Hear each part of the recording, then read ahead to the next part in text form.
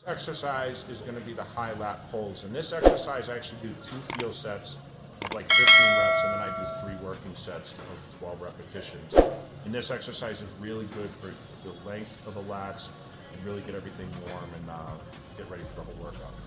All right, so the second exercise, which has different grips, and this one I use an overhand upper grip, is the 2-arm hammer row, which I like to do this, really stretch the lats, still work on the thickness, and when I come back I try to arch my chest up and really squeeze the lower lats, and it allows me to get a good contraction. Alright, so moving on to exercise number 3 is going to be the deadlift. And this is an exercise that I did every other week when I was doing my normal routine training for Olympias, but with this I don't go super heavy, I just do a lot more contraction. I do at least 10 repetitions, and I'm really just trying to bring my whole lower core. I did actually 2 arms, really focusing on the lower lats here, getting a full contraction and actually arching my chest upwards so it would give me a little more contraction in the lower lats. Alright, so the 5th exercise is going to be the close grip lat pull down. And as you see, I do use straps on this exercise. It just feels a lot better.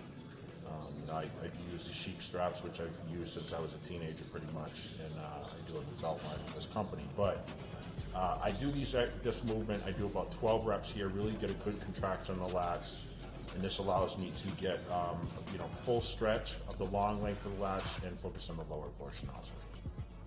Alright, so 6th exercise is going to be the Pullover Machine, which I actually got this exercise from Dorian Yates, and he did a lot in this Blood and Guts documentary he did, and this exercise is, I use a seatbelt to get in it, but more importantly, I push back with the elbows. I really use the elbows to pull the weight rather than use the hands, and I think that's really important. This works the lower portion, and we can alternate a rope in here also, but this helps the lower lats.